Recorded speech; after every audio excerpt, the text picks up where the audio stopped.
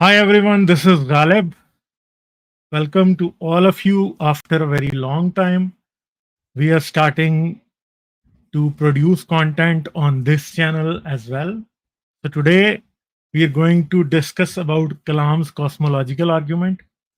And the reason why we are doing this is because on this channel we have to present a lot of things that we have discussed among ourselves on the Urdu channel.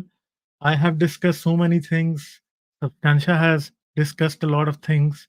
And we have also come up with a new explanation, or you would say a different explanation for some of the questions that arise all the time from you guys. And those answers are very important. And that's why I and Substantia have decided that we are going to present most of the things that we have already presented on the Urdu channel on the English channel as well, that a wider audience can understand what we explain or have explained so many times on our Urdu channel, and people can understand from the things that are discussed, that how the philosophical and scientific nature of different questions and ideas is, because there are so many misconceptions that are among the general masses when it comes to humanism, when it comes to non-belief or atheism, when it comes down to science and the philosophical or scientific temperament, for so many questions that there are in our minds and your minds. So that's the main reason I like to welcome Substantia Nigra. He's also here, and we are going to discuss Kalam's cosmological argument today. Substantia, welcome. And I would also like you to emphasize upon the rationale behind this channel and why we are going to present different ideas and different things that have been repeatedly discussed on the Urdu channel, but now we are also going to present them here on the English channel. So welcome, and I Thank you. always thank you for Thank you, Ghalib. the loads of knowledge that you bring with you, and you're kind enough to always explain to us different ideas in a very simple and understandable way, and we are all thankful to you. Thank you. Thank you, Ghalib. Thank you, Ghalib, for this opportunity. I am really excited that you have decided to revive your English channel. And welcome, everyone, all the audience. I guess you know both of us very well from the Urdu channel. This channel is like this a Ghalib's English channel, which is going to be like dubbed as Rational Anthem. And one idea behind this title when we were having a discussion offline, myself and Ghalib, was this: that you know what, when we look at various countries, every country has got a national anthem, and the citizen of that country is very are very proud of those national anthems, and they have got every right of that, and they should do that. And at the same point in time, the national anthems are very different. As you move from nation to nation, the anthem changes. Whereas rationality, as we see it, is one kind of a force of unification throughout the human species and possibly beyond human species as well. So rational anthem can be a single common unifying rational anthem as opposed to national anthems which like kind of divide people. So we want to have rationality to treat we want to start treating rationality as a force of unification. So as you know from Urdu channel, like Ghalib has got like tons of knowledge, loads of knowledge from a variety of fields. I am only an ordinary student. Uh, you name it, ranging from cosmology, biology, evolutionary biology, philosophy, religion, history. So you people have been listening to all that content under one platform. So that's going to be the focus of this channel as well. And uh, we would like to talk about the atheistic position to begin with, and then we will start off with deconstructing the Kalam's cosmological argument. So one thing, Ghalib, which I have been emphasizing on the Urdu channel is this clarity in terms of what is this position of disbelief and atheistic position. And what I have noticed is this, that if you ask someone who is, of course, to all intents and purposes, who is saying that they have discarded the belief in any supernatural entity, so on and so forth. But still, what I have felt is that, with all due respect, many people are not able to articulate the atheistic position. So I think the atheistic position can be articulated in a concise manner and in a succinct manner in 3 points. The first point, as I always state, is that there is no reason to believe in God. So that's the primary atheistic position. Second, that all reasons ever proposed for the existence of a supernatural God or a creator, ever proposed by mankind, all those reasons, be those be in forms of arguments or any other reasons, they are flawed and can be very easily deconstructed. And third thing, that So when the, we talk about reason, are you talking about a reason like I am thirsty and I want to drink water, or it's about reason, using my reason to question what's the reason here? Like many people are going to think about, and I think both of these things are true to an extent. yes, so I guess that what you are asking is that what is reason, or what is, at the end of the day, what is rationality? So, one reason that we start believing in things is that we associate a degree of belief with a statement which is proportional to the level of evidence available. Okay, or that should be the case. So that is, so if you know the philosopher A.C. Grayling, Anthony Grayling, so a working definition of rationality which is proposed by that philosopher is that the degree of belief in a statement should be proportional to the amount of evidence that is available for it.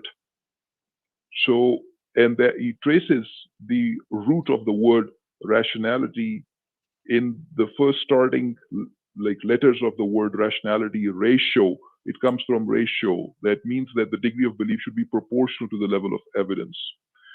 So when we say that we have got reasons to believe in something, of course, that means that what is the evidence and what is the so-called cause of our belief, and we'll talk about causality as well.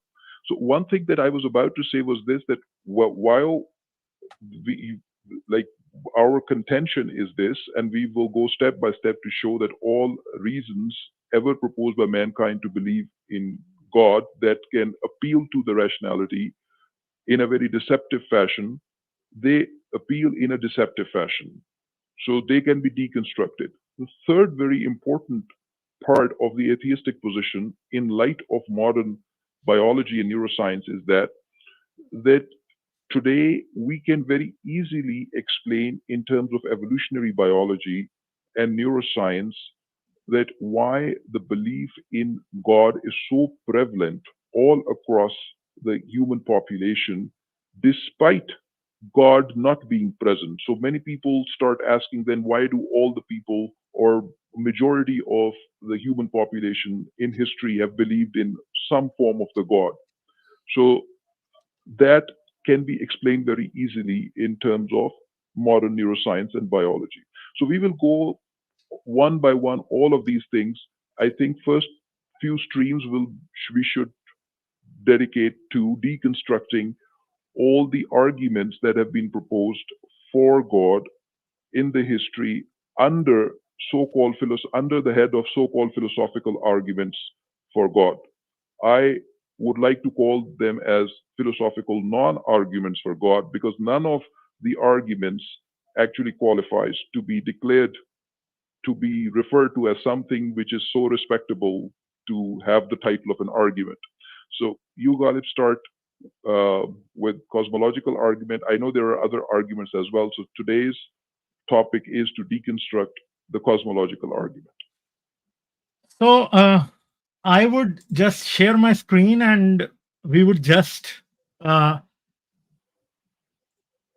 discuss what just pops up through Google when you search Kalam's cosmological argument. So when we see this, I just searched Kalam's cosmological argument and we got a Google definition for it. And we can see that the premise for this is there are two premises and there is a conclusion. And we know that many philosophical arguments are organized in this way, that there is a premise, and on based of that premise, you deduce a result. That is basically dialectical logic. And the premise here, the premise one here is that you can see here, it's whatever begins to exist has a cause. And the premise two is the universe began to exist. And the conclusion is, therefore, the universe has a cause. So basically, this argument is based on causality. And we would discuss causality a little bit forward and we would discuss in depth about that. But you can see that here, basically, it's a modified form of the first cause argument. So it's basically the first cause argument that has been presented in a language that is slightly different. And it's strongly based on causality and it employs the principle of causality to try to explain the reason behind the universe or the beginning of universe. And it's very, what you would say, it tries to be very secular or scientific in its wording because it altogether skips the word of God or the word of creator even, and it just discusses about the beginning of something, and that something is universe. And they say because the universe began to exist, that's why it has a cause that brought it into existence. And then what naturally flows from there for a theistic believer is that they would try to prove this from the Kalam's cosmological argument or from any other philosophical argument, and they would just bring their own God into the fold. They would take the tool from philosophy, and as soon as they employ that tool and they establish a reasoning on base of that, they try to just prove that if they believe in the God of Christianity, they would say the God of Christianity exists. If they believe in God of Islam, they would say that God of Islam exists. And any person belonging to any religion or religious creed or dogma can employ any of the philosophical arguments to prove their own gods or deities, and they would just say that these prove that their religions are true. And that's a very, these two things are poles apart, because when we have an argument from philosophy and it tries to prove the existence of God, it does not assume the same properties that are usually associated by the believers with their gods or the gods that they believe in. So it's in in a way paradoxical most of the times, because the religious gods have very defined properties. Their behavior is uh, at times irrational, not at times, but almost always irrational. And they think that this is what the philosophical arguments that they deem as rational arguments prove their irrational or illogical gods who have many contrasting and conflicting properties. So, this is what Kalam's cosmological argument has also been employed by. Uh, this is the reason why it has been employed by many religious people and theistic believers. So, Substantia, what Yeah, would you like to add here? yeah. So let's try to begin deconstructing the Kalam's cosmological argument. Again, as a prelude to our audience, I think our audience already knows this, that when to a theistic person, a person with a godly or a religious mindset, when these arguments come before such a person, what they consider is this, you know what, they start thinking as if philosophy has proven God. Okay, there is a God of philosophy. This is this is a very popular phrase that okay, there is a philosophical God, and you know what? Now they want to show that the God of philosophy is somehow the same as the God of their respective religion. If that were true, we will definitely put them this question that yes, if there is a God in philosophy, then yes, there would be additional evidence required to be shown in order to prove that the God of philosophy is the God of religion as well. But I think our purposes today is to actually question the very first thing, whether the first thing is true or not. And my humble submission is that it's a misnomer as if philosophy has shown God. Because if these so called philosophical arguments, you dig a little bit deeper into them, their cracks appear. And they appear very, very clearly and manifestly. So let's start deconstructing the Kalam's cosmological argument. Of course, the strength of an argument is derived primarily from the truth of its premises. If any of the premises is suspect or is not watertight or airtight, then the argument simply collapses. So let's start with the very first premise. The very first premise says that everything that begins to exist must have a cause. So let's try to analyze whether this starting premise is correct or not. Like whether it is supported by evidence, whether it is rooted in human experience in any way or any form. This starting premise that everything that begins to exist must have a cause. First of all, I think this is kind of a consciousness raiser for many people. This is nothing new. What I'm going to tell you is not absolutely new. We have talked about this over the last 4 or 5 years on like Ghalib's channel and other rational channels, English channels. They have also talked about these things. So there is going to be repetition, but we are going to repeat it for general audience. So is it the case that we have this experience, that whether we have experienced the beginning of anything or not, whether we have actually observed ever anything coming into existence or not?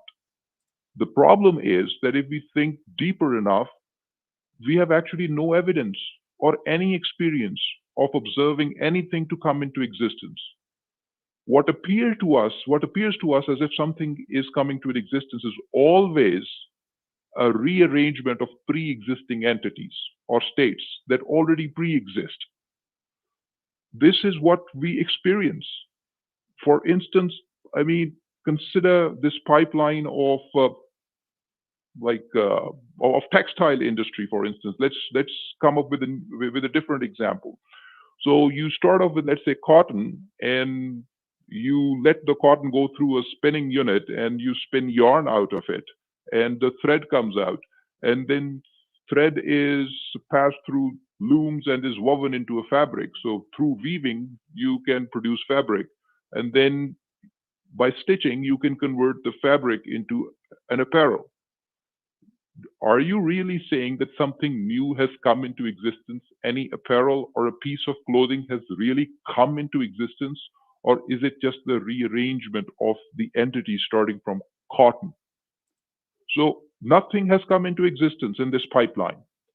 So what we mistake in our daily experience, the level at which we interact with the world, we start thinking that as if things are coming into existence. No, we have zero experience of experiencing things coming into existence.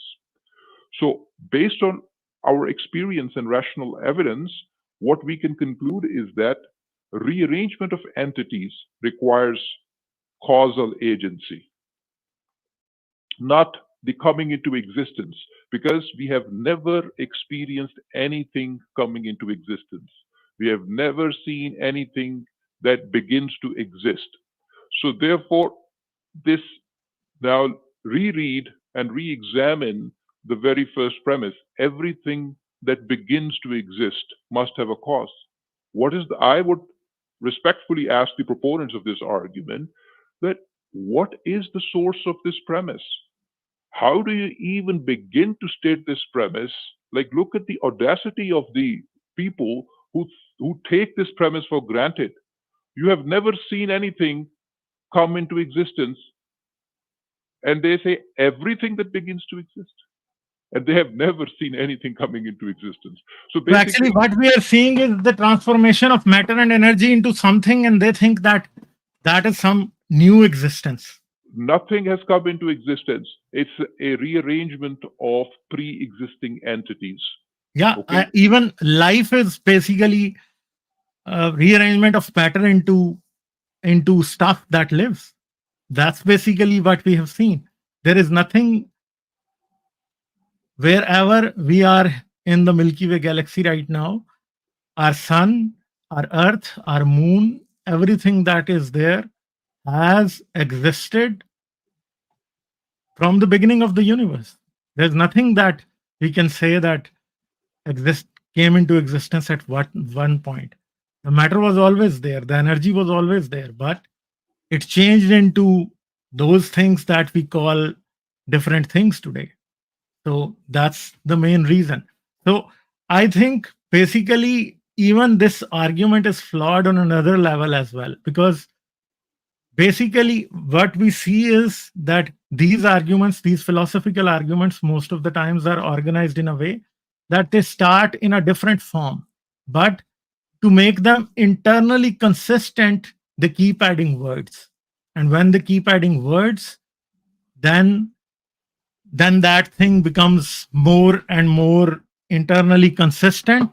And even though this argument is also not internally consistent, because if you compare it, if you weigh it against the science and knowledge that human beings have accumulated today, then we find the obvious flaw in the reasoning of this argument.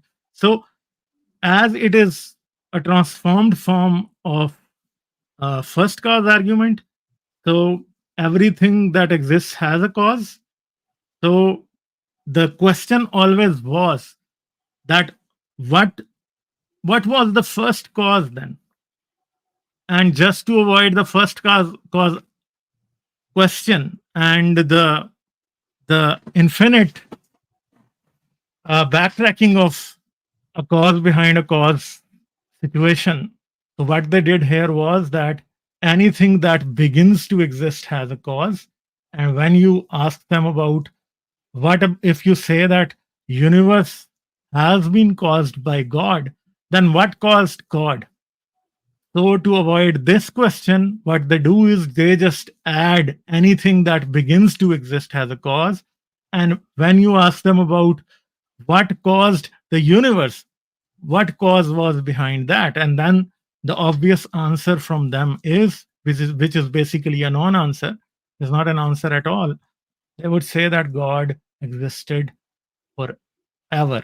He's eternal. That's why he does not need a cause to exist. So basically, this is a linguistic jargon. This is basically trying to avoid the question, the natural question that leads the first cause argument, and they just add anything that begins to exist there, trying to avoid that. So the question itself remains, because uh, if someone claims that something exists uh, for eternity, then the question is not natural, the question is not logical, that something would exist for eternity. And even if talking about the human understanding of things or the way humans exist? This might sound trivial, but if something or someone has existed since forever, can we even say that they even remember that they did exist forever or not? That's also a question. Yeah. So taking the discussion forward, Ghalib, that I think I'm going to rephrase what I said earlier as well, that our understanding of causality, and it is really important to understand this, that our understanding of causality is applicable only to rearrangement of entities, as I mentioned before. And the application of the concept of causality to something coming into existence has actually zero evidence and is not grounded or rooted in any like rational argument. So while I'm happy to acknowledge that it might be congruent to say that effects require causes and agencies are needed to bring about change in the state of a pre existing thing, only from a scientific perspective and from the perspective of physics, this makes sense only when the fundamental particles are already there and the force fields are already there. Because in the absence of any opposing or aiding field, one should just ask the question, when there is nothing opposing, nothing aiding, when there is no potential, there is no field to begin with, and there is no potential against which something has to move or change the state, the question should be, why should any effect, in quotes, require a cause? Because our notion of causality is actually inspired by the laws that the universe gives us. When there are like quantum fields or any kind of fields, and there are fundamental particles or entities which are like interacting with those fields, we say, you know what, when there is an opposing field, because there is an opposing field, therefore an agency is required to move an entity against that potential or against that field. When there is no opposing field, when there is no aiding field, my question is that why should any effect require a cause? Because without that framework, the cause, the concept of causality itself collapses. And we have been saying this on our Urdu channel before, that as we say it, causality is a property of the universe.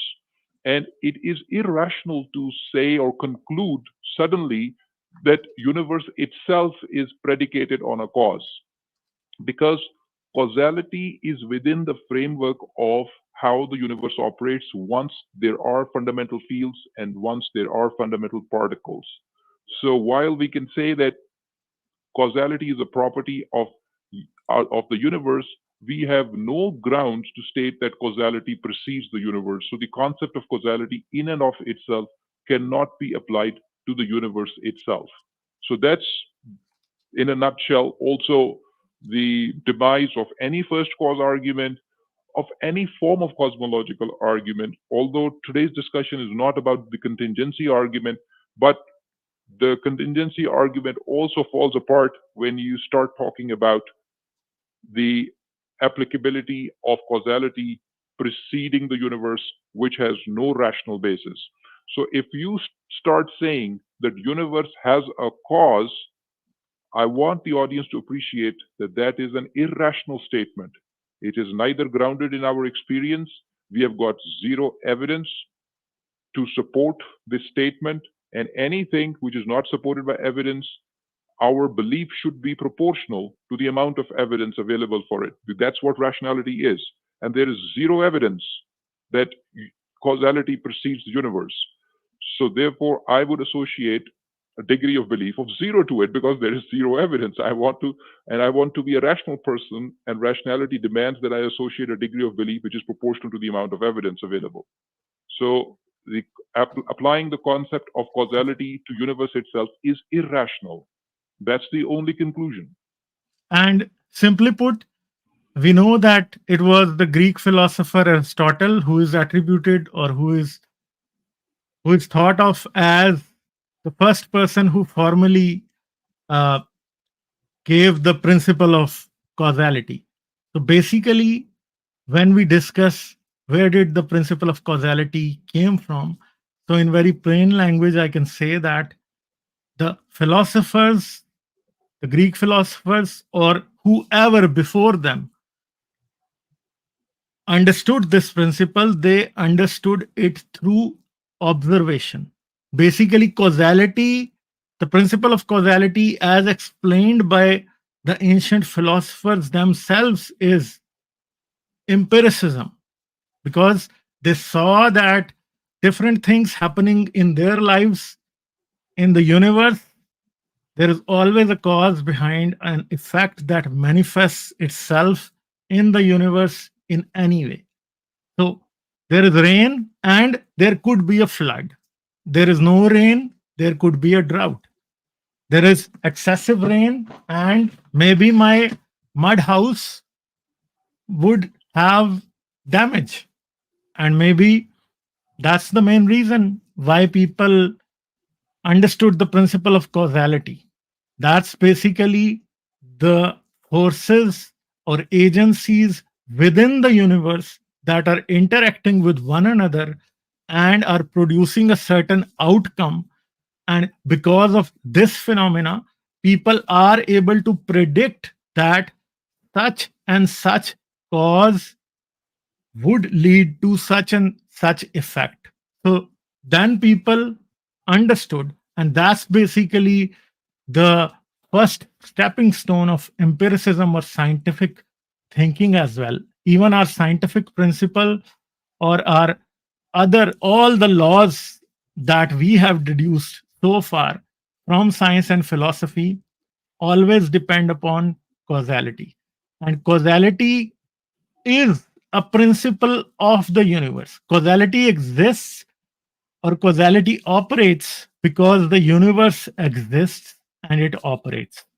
And if we think that when there was no universe, there was some principle of causality, some golden principle of causality written in the heavens, maybe God was the reason why that principle existed.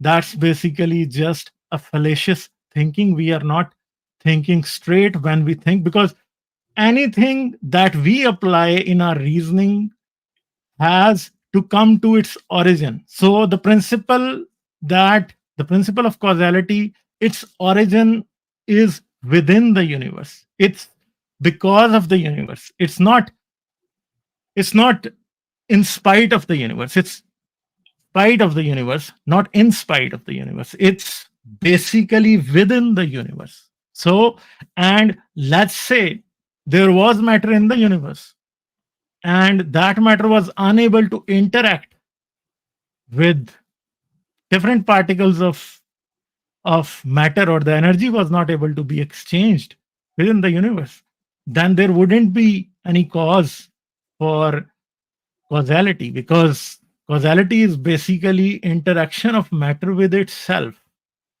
So when the matter interacts with other matter in the universe, it ends up transforming itself as well and transforming the other matter as well. So if two atoms are interacting within the universe, then there is always exchange of energy.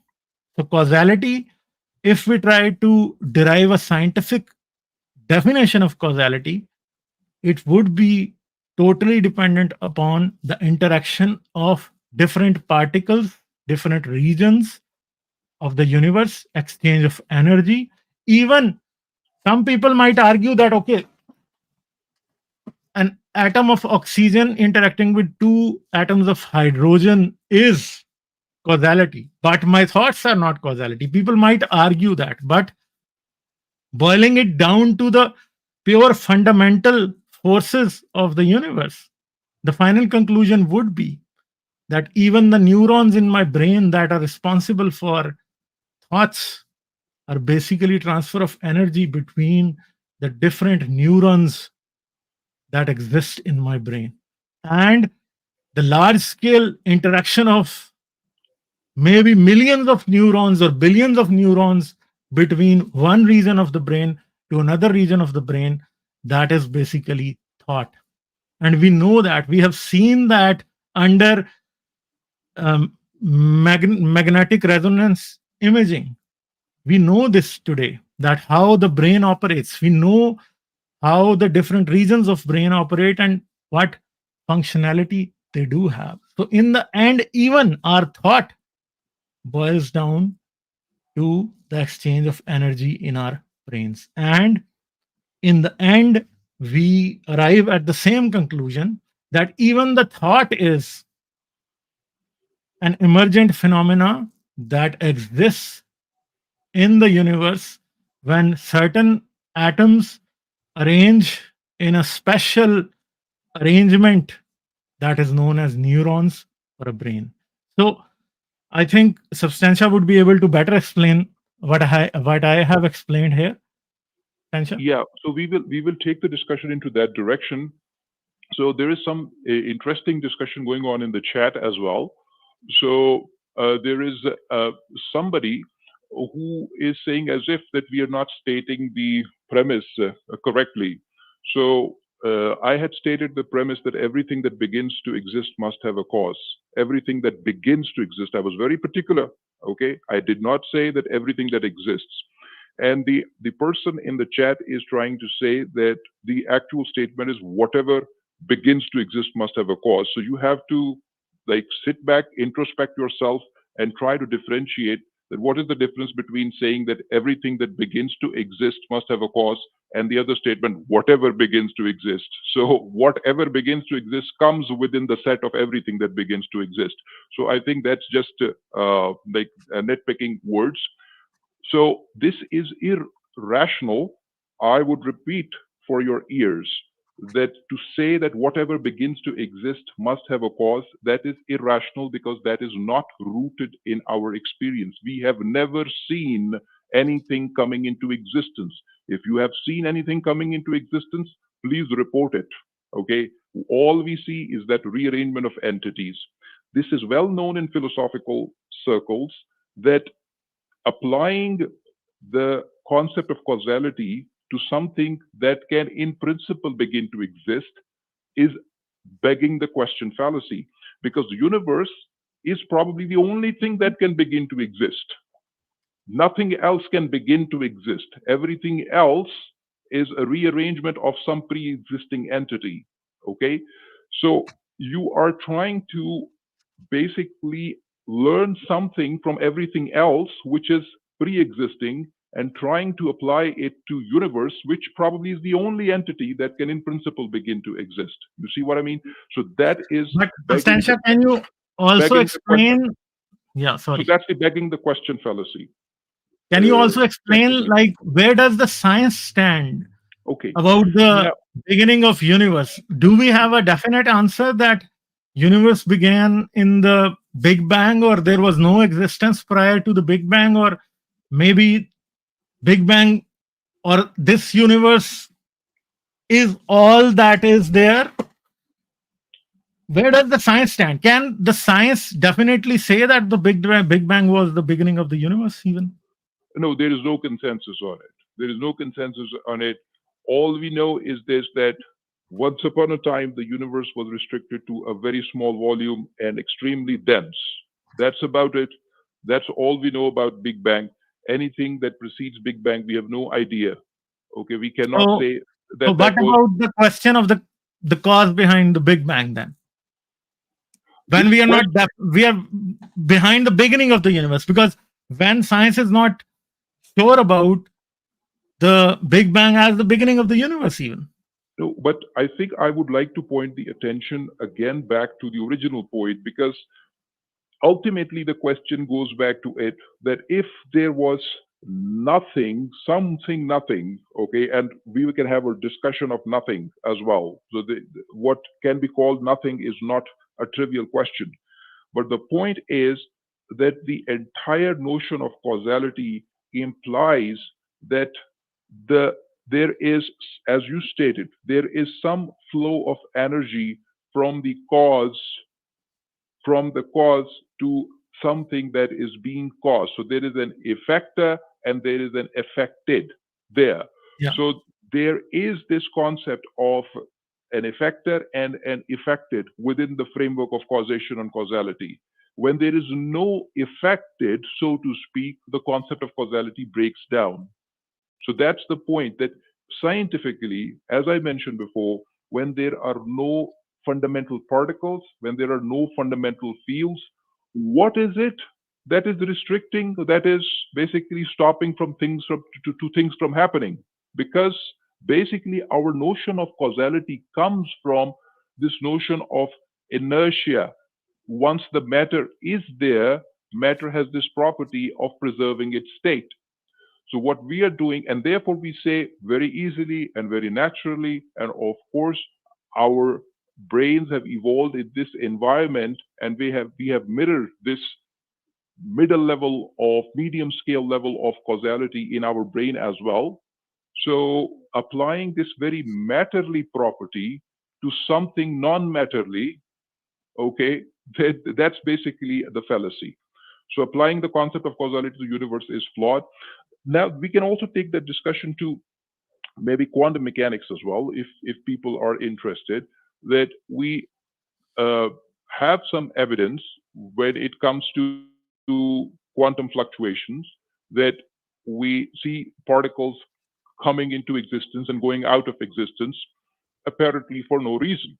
Okay, so there are interesting offshoots to that discussion.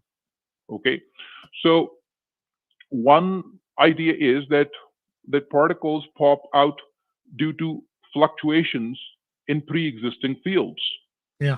Okay, uh, so if that's the case, which is supported by evidence, that particles pop out due to fluctuations in pre-existing fields, then we cannot say that they have truly begun to exist. Okay, and if so that's what the scientific position is. But if And we say, yeah, yeah, you know what, that if the particles truly begin to exist out of nowhere, then that's actually a positive evidence against premise one. Okay, so if we it's up to us what we want to, which side we want to be on.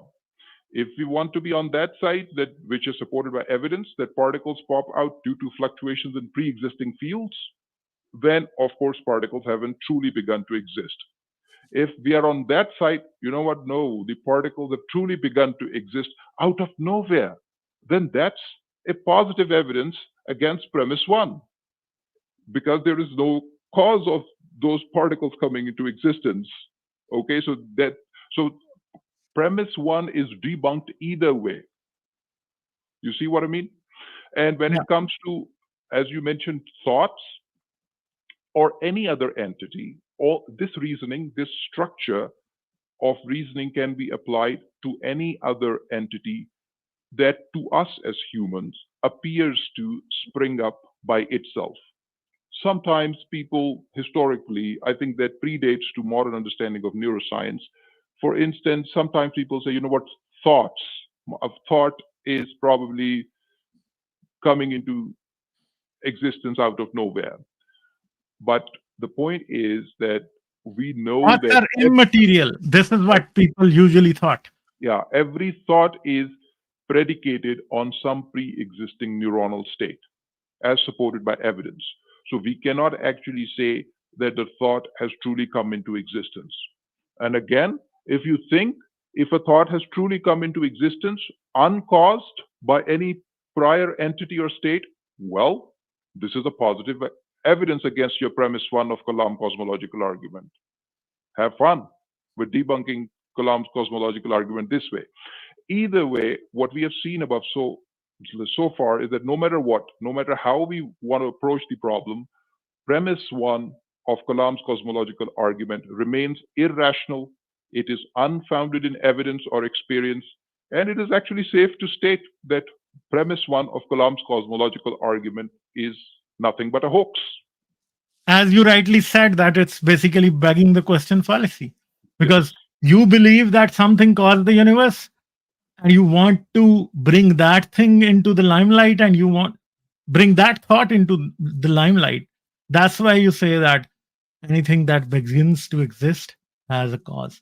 And that cause, according to you, is God. Because this is where it leads.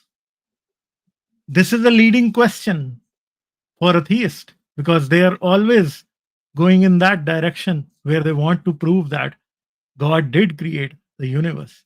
And ironically, not even 100 years ago, we did not even know that the universe could have come into existence, and many people believed that it was eternal.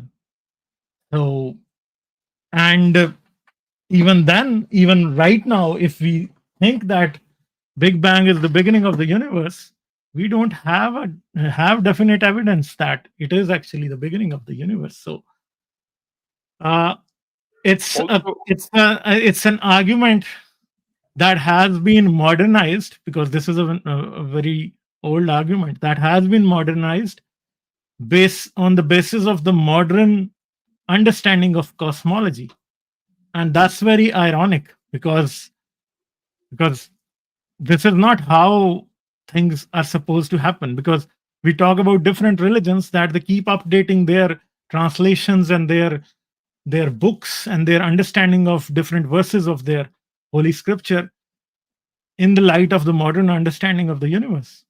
And that's basically confirmation bias and it's intellectual dishonesty at best. So that's why these things, even if philosophy is updated in the same way, then we think that you are not bringing anything new to the table. These are philosophically flawed arguments. yeah. Also, sometimes people argue when you basically start deconstructing premise one of the cosmological Kalam's cosmological argument. So they the usual retort that I get from people is this statement that nothing has no causal power. Okay, so I think first of all, I mean I'll deconstruct this statement as well, but I think the fact that you are tempted to give these statements is an evidence that probably people do not understand the true chain of reasoning. That what I am saying is this, that we infer causality because we see that when entities which we call as matter, different entities within the scope of things which we call matter, when they interact with each other, in order to bring about a change in their state, you need some external agency.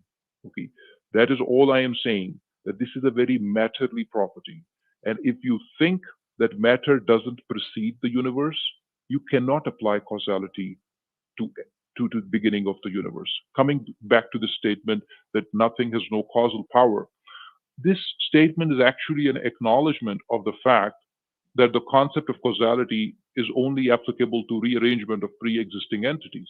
So thank you for that. That this is all I'm saying, that the concept of causality is only applicable to rearrangement of pre-existing entities. In any case, for the sake of discussion, there is zero evidence uh, that the philosophical nothing, as in like absolute nothing, has ever been observed. Think about it. I mean, the concept of philosophical nothing or absolute nothing is only a vestige of sensing modalities evolved to confer an advantage in the context of the environment. So this concept of absolute nothing is just a vestige of our sensing modalities. I mean, I invite everyone to just look up. There are other channels who have talked about various levels of nothingness. Uh, I think just if you haven't seen that before, it's very, very easy to think about. The level one is that when we have got no tangible objects. Okay, level one of nothingness is when there are no tangible objects. But this level still has got air. So level two, you can say, has got no objects and no air as well, which used to be referred to as vacuum once upon a time. But then we realize, you know what? Even without the air, even in state of vacuum, there could be particles, there could be neutrinos, there could be dark matter. So you can say, you know what, level 3 is no matter. Like even matter is not there. And then you realize, you know what, there is another level. There is level 4, which could have infrared radiation or Earth's magnetic field. So you want to come up with another level which has got no radiation, no fields. So this is what we now refer to as vacuum. That the modern day definition of vacuum is that you have got no matter, no radiation, no No fields, force fields. no field. Then you will say, you know what, level, there is one level ahead as well, that you have got, that level 4 might still have vacuum energy density or pressure provided by the so-called cosmological constant. Uh, so you can show that the standard model of the particle physics, you know that you can have, like, vacuum can have virtual particles that could exist in pairs. So level 5, you take that away as well. When you have stripped everything, you might want to say, you know what, they still have space time. So you can have another level where you have no space time and no laws of nature and no non physical entities, whatever that means. So there are so many levels of nothingness. So it is not like as trivial. You see what I mean? It's not as trivial to say that there is that philosophical nothing that exists. There, it has never been observed. So that's just a figment of our sensing modalities. So in any case, I'm not jumping to conclusions. Somebody saying that, you know what, this means that the matter is eternal. No, this is not what I'm saying. All I'm saying is that if we assume that the matter is not eternal, then we cannot apply matterly properties to anything that precedes matter. If matter is not eternal, by definition, anything that precedes matter cannot be matterly. That's that's the sum total of my logic and reasoning. So you cannot apply the property of causality, which is a very matterly property, because matter resists change in its state. Matterly things require agencies and forces to be displaced from their current state. This is extremely matterly, extremely provincial. Let me put it in this way: this property of causality. So all you have to understand is that if you really think that matter is not eternal, be my guest, all power to you. And if you think that the matter is not eternal, anything that precedes matter by definition is not matterly. So you cannot, it's a mistake and irrationality to apply anything matterly to anything which is not matterly. Therefore, we say that applying the concept of causality to the beginning of universe is irrational. So basically, we are talking about the limitations of the principle of causality, because most of these arguments are based on causality. All of these are based on causality. So we are talking about the limitations of causality. If we think that there's no existence, then there's no causality. And how can you apply causality to nothingness? That would be just contradictory. It does not apply there, because we've explained it quite clearly by now that uh, causality is not causality does not precede the universe or the matter. Basically, it arises out of the matter or the existence of the universe. If there were no force fields, no matter, no energy, then there wouldn't be any causality. And let's say even at a point where the universe becomes in it comes into such a state where the transfer of energy is not possible, then the principle of causality would just cease to exist. It wouldn't exist at all, because there wouldn't be an exchange of energy between the particles in the universe, and just the causality would cease to exist. That's the main thing.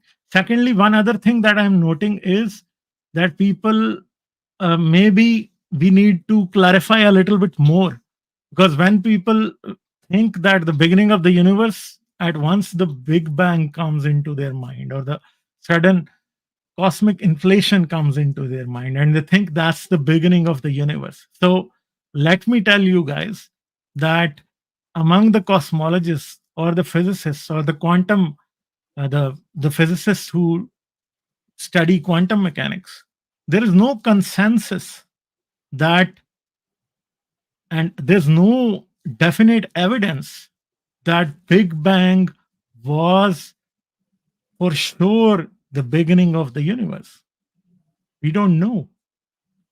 And we have no idea about the cause behind the Big Bang. There's there's no understanding on that, because all of the knowledge of physics or the knowledge of the laws of nature, they just break down at the point of the Big Bang.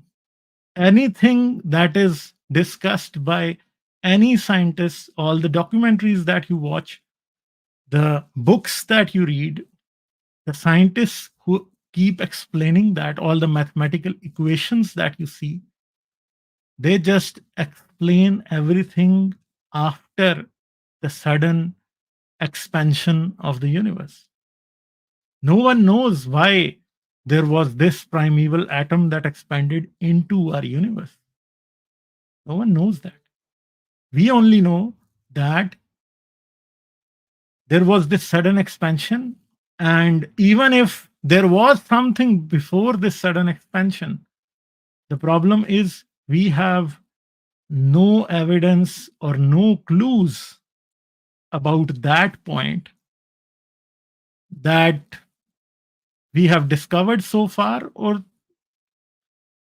for the matter of say, that even if that even exists, that kind of evidence even exists in the universe that explains why was there this primeval atom that expanded.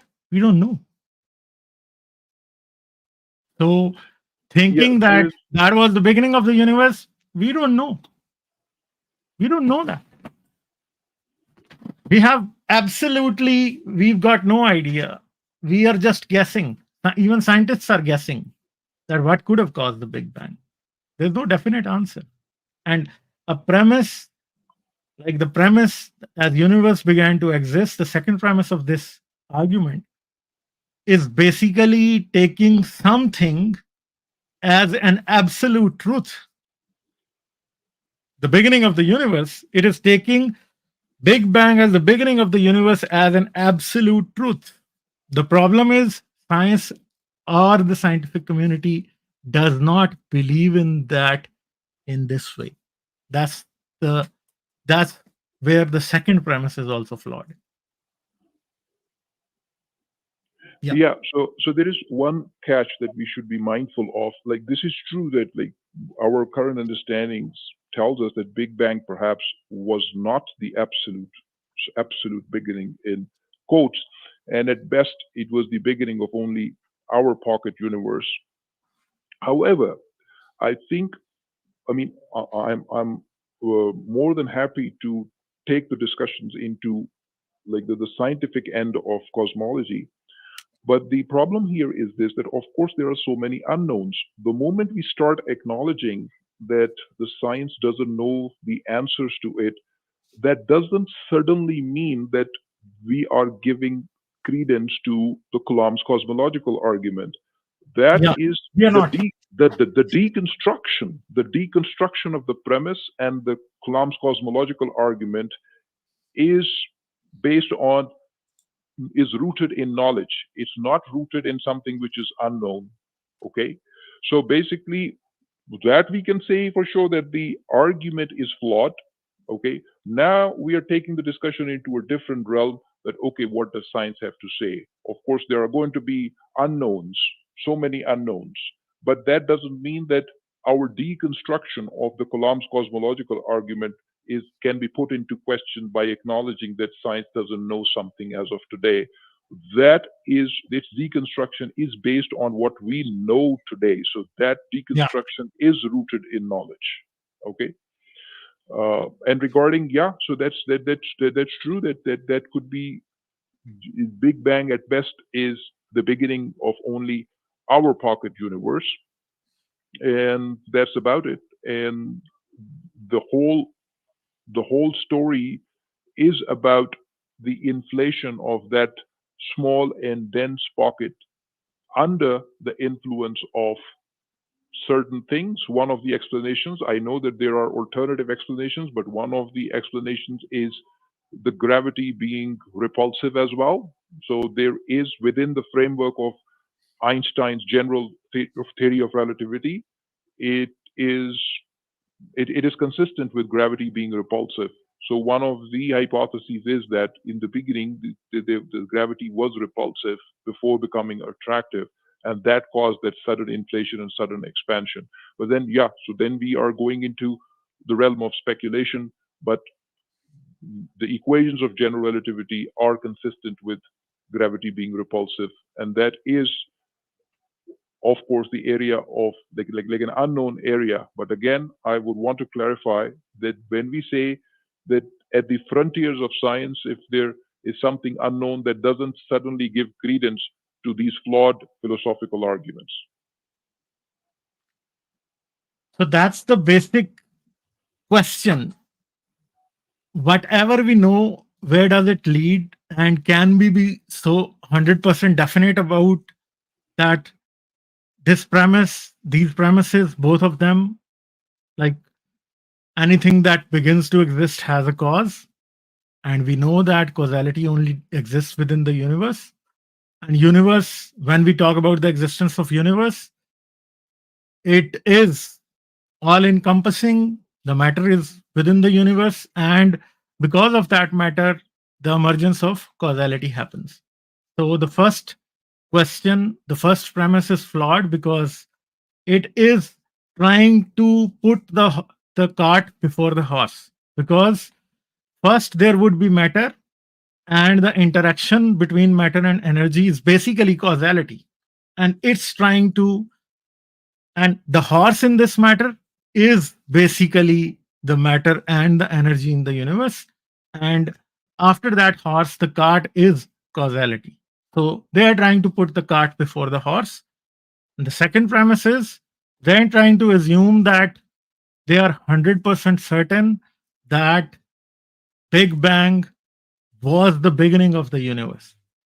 And we also don't have any kind of what you would say a definite answer to that, because there could be something else that we haven't discovered so far. And in that case, even when theistic people think, they think, okay, so far science has not discovered what we believe in, but somehow in the future it's going to believe, it's going to discover, and it's going to adjust itself according to our religious beliefs. So that's also a fallacy in itself. This is basically wishful thinking. Whatever we conclude on the basis of science today is on the basis of anything that has been substantially evidential. We have the substantial evidence for that. And on the basis of that, we can conclude things. But if we don't have scientific evidence for something, we cannot conclude on the basis of that. So one thing about the philosophical arguments or these linguistic arguments, I would say, because they are basically language, they are the arrangement of sentences in a way. So any argument is as strong or as flawed as its premises are. If the premises themselves are based on some guesswork, then the answer or the conclusion would also be guesswork. If the premises are false, then the argument is also false. If the premises are true, then we can say that what naturally comes out of those premises is true. But if they're flawed, if they are based on guesswork, then and if an argument is based on guesswork, then it cannot be termed as a philosophical argument. That's basically the main flaw in most of these philosophical arguments. And as Substantia rightly pointed out, that these are not rational, they are irrational arguments. They are not based in rationality. So based on the premises are fallacious, premises are weak, they are based on guesswork, they're trying to stress upon something as true that we know that we have no way of knowing that certain premise or the certain belief that we have could be true, then these arguments are just problematic. They don't give you a conclusion that solves anything. It produces more questions than the answers that we hope to obtain from these arguments. That's the main uh, conclusion, actually. Also, Ghalib, because we are having this discussion, for complete disclosure, this discussion won't be complete without talking about the problem of infinite regress. So I will say a few words and then you can express your thoughts. So first of all, interestingly, what we are saying over here, that the causality in and of itself can be an emergent property of the universe once the force fields are and once the fundamental particles are there. Interestingly, that gives us a solution to the problem of infinite regress as well. Because the problem of infinite regress in itself is contingent upon committing indefinitely to causality. Okay? When you are committing indefinitely to causality, precisely in that situation, you would say, you know what, you will run into that infinite regress. But if we take this more rational approach, which to all intents and purposes seems to be the case, that causality in and of itself is an emergent property of universe, once the matter is there, you do not have to run into infinite regress. So that's an important distinction. So if William Lane Craig would come like before you and say that, you know what, that otherwise you will run into an infinite regress and that doesn't make sense, there are philosophers actually which have responded within the realms of philosophy to William Lane Craig, and I'll quote one such philosopher in a short while. But the point is this understanding of causality, that causality in itself is an emergent property of the universe, actually also addresses the infinite regress problem as well. You do not run into infinite regress. So that's one thing. Secondly, if you know this philosopher Keith Parsons, he has so eloquently responded and so pithily responded in such a brief manner.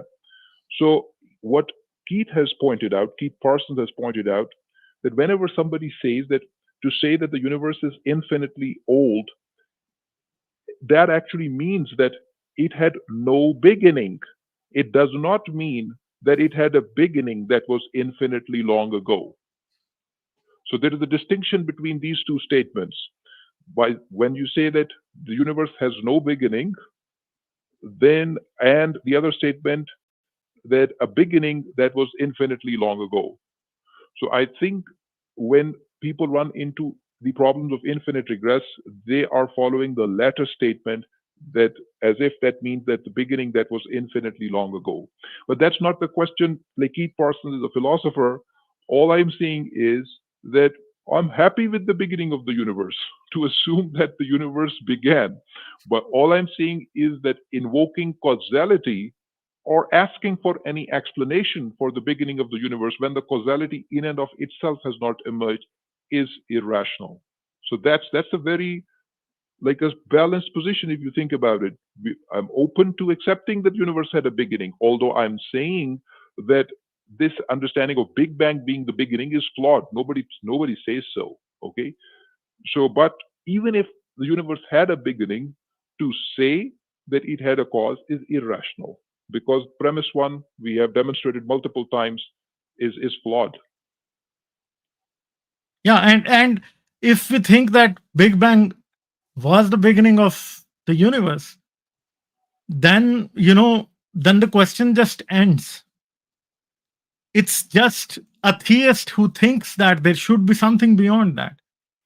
The main problem here again is we've explained this in plain words many times on our Urdu channel, and this is one example that we employ, that universe is the father of causality. Causality is not the mother of the universe. or because when there is universe and there's exchange of energy in the universe, matter transforms in the universe, then and only then we come to observe causality. And then the Greek philosophers or whoever was there before that inferred the principle of causality. And secondly, I don't even believe that only Homo sapiens understand the principle of causality. The animals understand the principle of causality because without understanding it, without correlating the chain of events in the universe, no organism, at least the conscious organisms, can't survive. So that's the main reason. A tiger or a dog or a cat, they do understand causality in a way. They don't have a formal principle of causality, but they do understand it. And that's the principle that we inferred, and we based our science upon it. We based our philosophy upon it. Our logic is based upon the principle of causality. And by observing the physical principle of causality being manifested all around us, we brought it into our logical systems as well. We were able to formalize mathematics and philosophy and logic and whatnot on the basis of the principle of causality. So it stands behind everything that exists within the universe. And if you think that there is something on outside the universe, or there's something, uh, if you think like that, and you think that it was preceding the universe, then I welcome you to give us evidence that how would you explain the principle of causality, or how would you substantiate that without the universe or without the physical existence, causality would somehow exist? That is the question, and no one can prove that.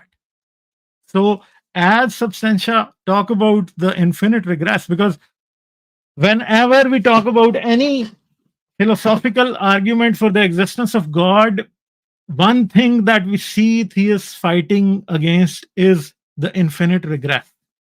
And in this stream, we have solved the problem of infinite regress. We are telling you that without the existence, without matter, there is no causality. So, infinite regress in itself, according to the principles of science, what we infer from our scientific knowledge, causality wouldn't exist without matter. And the infinite regress in itself is flawed, and it is not the natural conclusion as people think that it is the natural conclusion. Because no existence, no matter, no exchange of energy, no inertia, no quantum fields, no causality. So that's the final conclusion. And many of these arguments, though it be the first cause argument, the Kalam's cosmological argument, and many other arguments, they eventually boil down to that philosophical explanation of the principle of causality. And if we make it a little bit more scientific, as we have done in this discussion between us, we arrive to the conclusion that whatever has been thought by the theists for thousands of years in regards to causality is basically flawed, it's fallacious, and I think it's basically not only begging the question, but trying to arrive at a conclusion that is not a destination, actually. So that's it.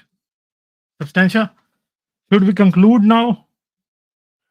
Yeah, I think that we have covered the topic from various angles. Of course, the purpose is to like inspire and encourage more discussion. So yeah, if it ignites more discussion, we'll be more than happy. But we have covered it from various angles, so we can potentially conclude. Okay, so I would suggest you guys to watch a video. Did causality cause the universe? It's an old video of mine, and basically, it will also reflect upon what we have discussed here. So, this is the video that I can show you, I can put a link to that video here as well in this chat, and you guys can go and you can have a. It's only 6 minutes long, and this video is basically the conclusion of a lot of discussions that Substantia, myself, and our other friends have had over a very long period of time, maybe 2 3 years. We have been continuously discussing the basis of causality, and this was basically the video that in which I discussed about did causality cause the universe, and it talks about the origin of causality and the probable death of causality with the universe. So please do watch it. I have put the link in the discussion. Any concluding remarks, Substantia? Yeah, as I mentioned, that we have covered this topic from various angles. Again, this is going to be a recurrent theme in our discussions, but like these philosophical non-arguments, as I would like to like put them from an honest perspective, these philosophical non-arguments will not be the sole like topic of our discussion. Like today, we just started and revived this channel. So of course, we wanted to clarify the atheistic position that there is no reason to believe in God. All reasons or arguments ever proposed by mankind in favor of God are flawed. And secondly, we have got naturalistic and biological and neuroscientific explanations of why this belief began to exist. If I can coin that and abuse that term, that why that belief is so prevalent in humans. We have got neurobiological explanations. We will keep talking on all these topics. So yeah, so I'm looking forward to having more streams, and I'm excited that you have revived your English channel. Yeah. So we once a week would do the live stream on Friday. That is 8 p.m. Eastern time. It would be somewhere between 1 hour and 1.5 hours. Most of this would be just discussions between Substantia and myself, and maybe some other guests that we can invite. Momo could be one of those. And Momo is saying, let's talk about new science discoveries too. Definitely, this is the purpose of this channel. It's going to be different from the Urdu channel. It's going to be much more focused on different rational ideas. Philosophy is going to be one of the grounds that we are going to cover. Science, evolution, neuroscience, human thought, maybe a bit of politics here and there. Humanism is going to be, and human rights are going to be a big chunk of the discussions on this channel. And as you already know, that Substantia, myself, and some of our other friends, we have always discussed about humanism from a scientific perspective as well. We have tried to explain the neuroscience and genetics behind different human tendencies from time to time. And we've tried to root our humanism into the rational perspective or the scientific perspective, the modern scientific perspective as well. So, this is one of the purposes of this channel. We would try to be more educative through this channel, and we would our main goal is always going to be uh, uh, put some intriguing questions into the minds of people and try to learn ourselves as well and try to bring the audience along. And we can benefit a lot from Substantia as we have. Thank you very much, sir. You always bring a wealth of knowledge with you, and we are always uh, glad to have you. We always learn a lot from you, and it's always such a fabulous experience talking with you. Thank you Thank very you, much. Ghalib. I Yeah. am constantly in learning mode. So as I always state on the Urdu channel, I am just an ordinary student. Thank you very much. Thank you. And we'll see you tomorrow in the Urdu stream. Do come and talk with us. And hopefully, we are going to discuss a lot of things that you guys, and we are going to answer your questions. And let's meet next Friday. And there's going to be a new discussion. We are going to let you know soon that what we are going to discuss next week.